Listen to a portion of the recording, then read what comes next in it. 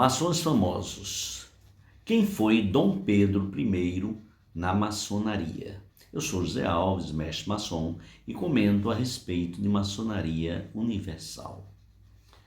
Pedro Alcântara, nosso irmão Dom Pedro I, nasceu no Palácio de Queluz, em Portugal, em 12 de outubro de 1798. Em 1808, ele veio para o Brasil com a família real, aos 9 anos de idade. Já em 22 de abril de 1821, foi nomeado príncipe regente do Brasil. E em 9 de dezembro, chegaram decretos de Portugal exigindo que Dom Pedro retornasse a Portugal para assumir funções já no governo português naquela oportunidade. Também aqui no Brasil já havia uma política acirrada com relação à independência do Brasil.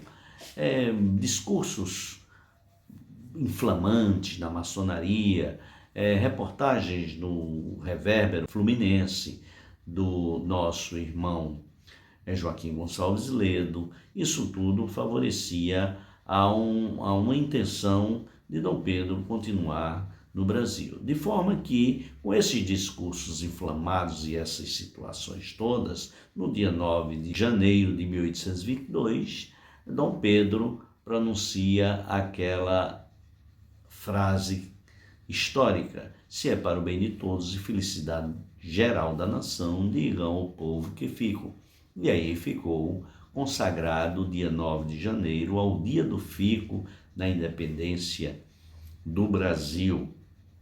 Então, com a continuidade, no dia 2 de agosto de 1822, Dom Pedro foi iniciado na maçonaria, na Loja Comércio e Artes do Rio de Janeiro, cujo venerável mestre era o irmão Joaquim Gonçalves Ledo.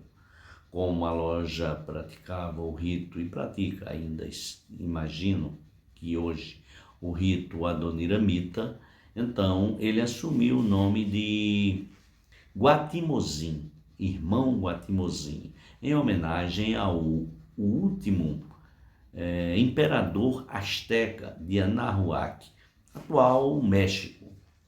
Isso aconteceu exatamente no dia de sua iniciação. Em 7 de setembro de 1822, Dom Pedro retornava de São Paulo quando recebeu cartas de José Bonifácio e de Leopoldina, informando que as cortes portuguesas tinham rebaixado o Dom Pedro ao cargo de delegado temporário da corte portuguesa no Brasil.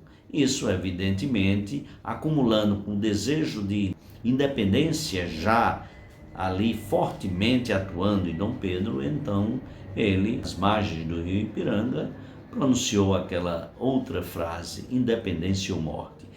Aí, tornando o Brasil independente no dia 7 de setembro de 1822. Em 5 de outubro de 1822, Dom Pedro foi aclamado grão-mestre do Grande Oriente Brasílico, que seria o Grande Oriente do Brasil na oportunidade. Em 21 de outubro, portanto, 16 dias apenas após a sua liderança à frente do grão-mestrado e à frente da maçonaria brasileira, ele, então, suspende, num ato autoritário, ele suspende as atividades do Grande Oriente do Brasil e informa que isso aí são motivos que ele tem para fazer averiguações, mas também se compromete a fazer essa suspensão por um período muito rápido. Na história, há algumas controvérsias que se falam que ele fechou, que ele encerrou as atividades da maçonaria brasileira. Na verdade, não foi isso. O que ele fez foi uma suspensão das atividades. Prova tanto isso que uma semana depois de ter suspendido as atividades da maçonaria, Então, naquela época, em função, e até o nosso irmão José Bonifácio, na oportunidade, admitiu, achou que o que houve na realidade foi um golpe maçônico. A razão explicada porque Dom Pedro estaria suspendendo as atividades era porque teria havido um golpe maçônico naquela oportunidade, em função de que ele tinha animosidades com Joaquim Gonçalves Ledo, em função de que ele, José Bonifácio, era partidário de uma política de monarquia constitucionalista, ou maçonaria azul, para a teoria da época. E Joaquim Gonçalves Ledo era partidário da República Constitucionalista, uma maçonaria vermelha, que se dizia exatamente naquela oportunidade, entendeu? Mas 8 dias depois da suspensão, Dom Pedro declarou suspensa essas atividades, essas interrupções da maçonaria, podendo a maçonaria voltar a desempenhar suas atividades normalmente, sem nenhum problema. De forma que no dia 1º de dezembro de 1822, Dom Pedro foi coroado imperador do Brasil e então obteve o título de Dom Pedro I.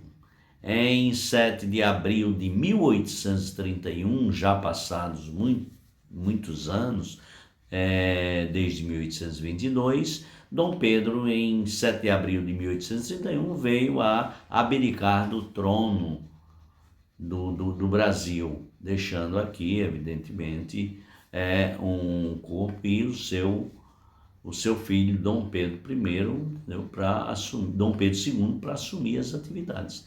De forma que, então, ele já distanciado da maçonaria, ele volta a Portugal com o título de Duque de Bragança. Em 27 de setembro de 1834, Dom Pedro chega a falecer em Portugal, exatamente no Palácio de Queluz, onde ele havia nascido.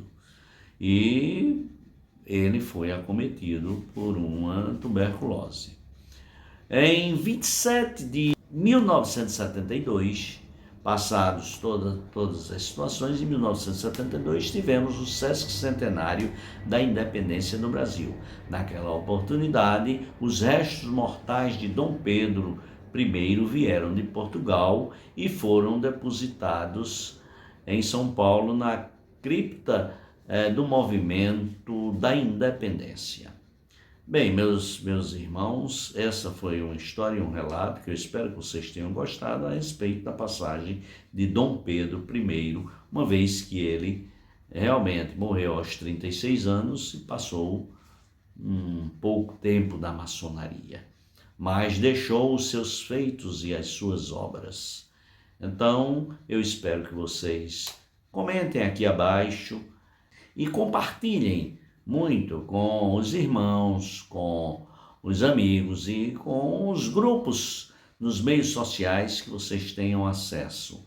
E também não deixem de se inscrever em nosso canal Maçonaria em Evidência, para que possam receber novas informações.